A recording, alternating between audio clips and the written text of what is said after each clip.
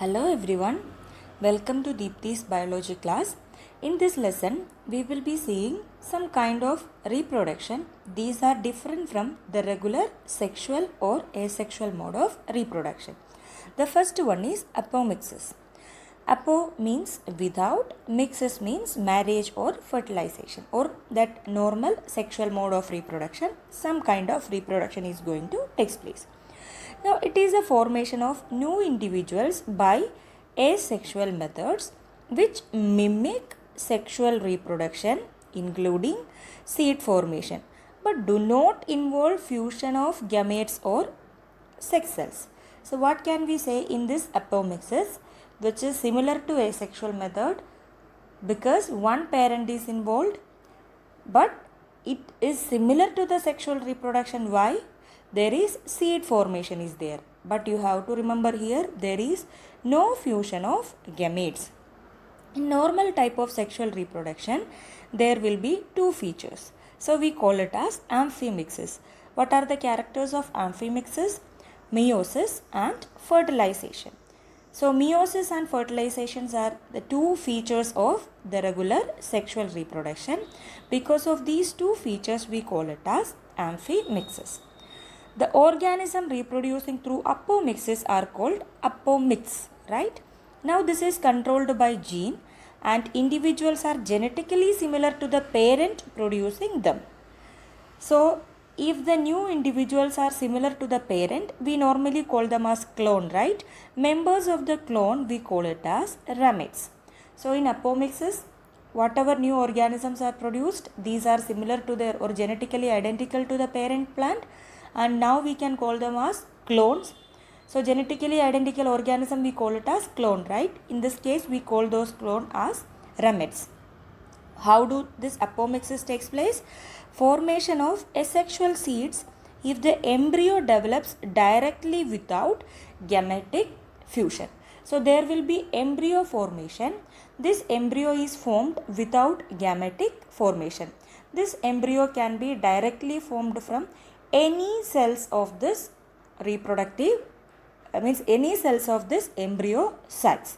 We are not talking whether it is haploid, diploid or anything, but it can be from any part of the cells which are in that particular ovule or embryo sac without fusion.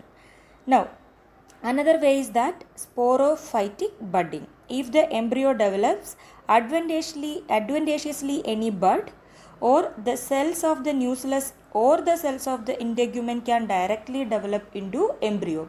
So embryo can, just you remember this way, embryo can even develop from diploid cells of nucellus or integuments. Example, mango, orange, oropentia, onion, all these examples you can keep in your mind.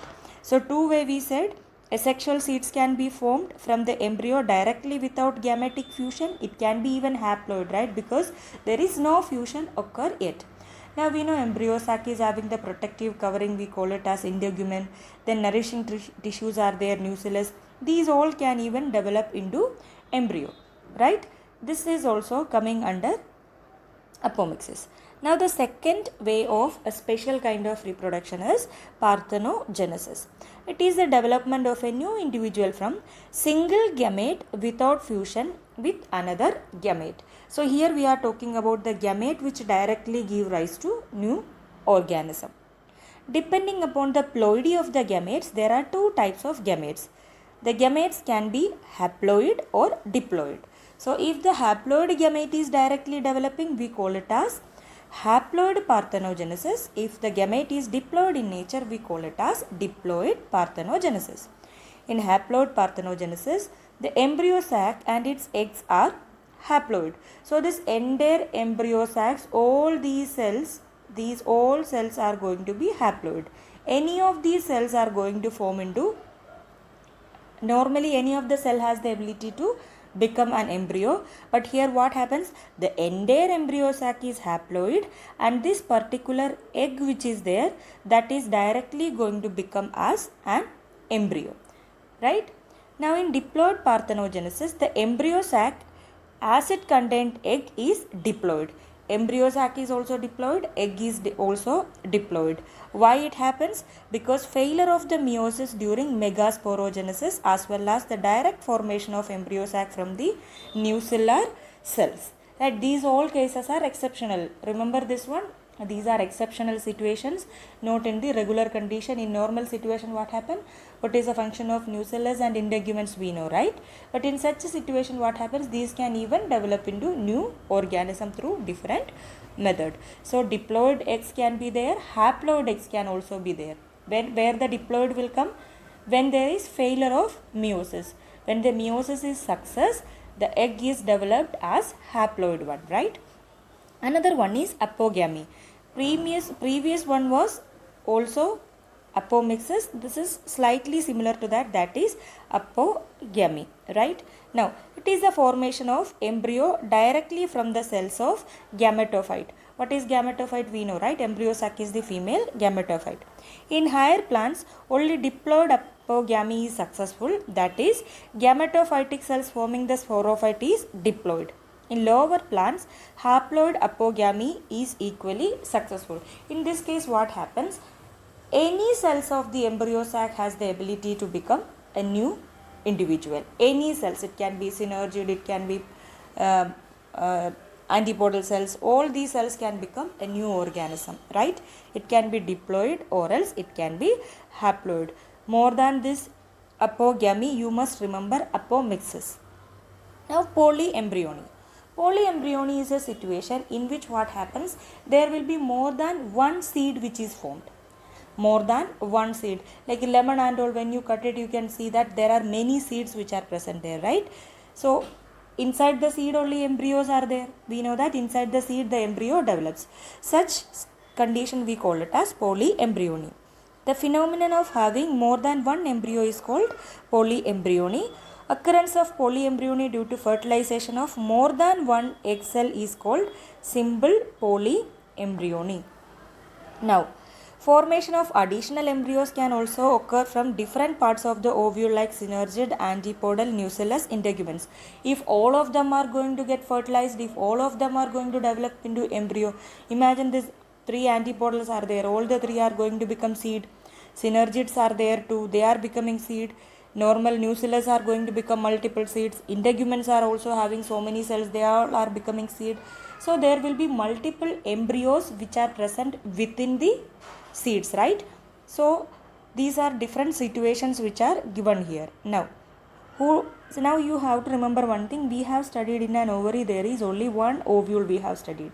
Suppose if there are more ovules, all these ovules are going to develop into seed, right? So there will be multiple seeds which are produced and each seed will be having embryos also.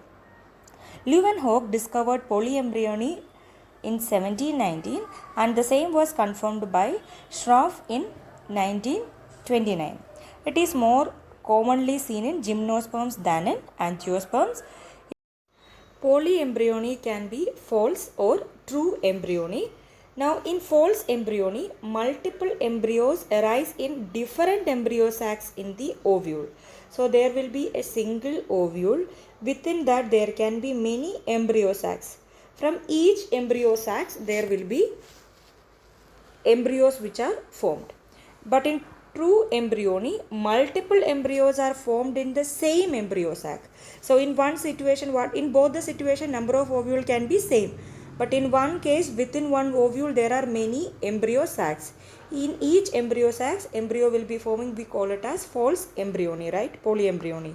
But in this case, what happens? There will be single embryo sac, but within that single embryo sac, there will be many embryos which are formed. Why this many embryos are in a single embryo sac? Because the nucellar cell or integuments, anything can form the embryo, right? That is what we call true embryony.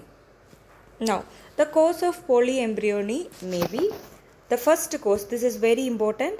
The first cause is cleavage of the proembryo. We know what is proembryo, right? This is what going to become the future embryo.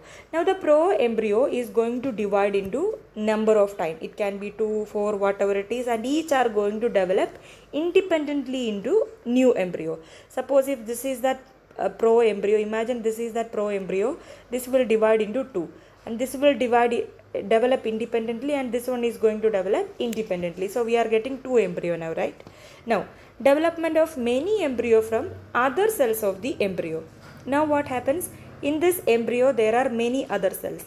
From any of these other cells of this embryo from the embryo sac there will be, see, just understand this way, development of many embryos from other cells of the embryo sac except egg. We know that in the embryo sac there are so many cells, right? Except this egg, other than this egg, what happens? All these are going to develop into embryo. So that is one reason. These synergid can also become embryo, right? Now, formation of many embryos due to the presence of more than one embryo sac in the same ovule.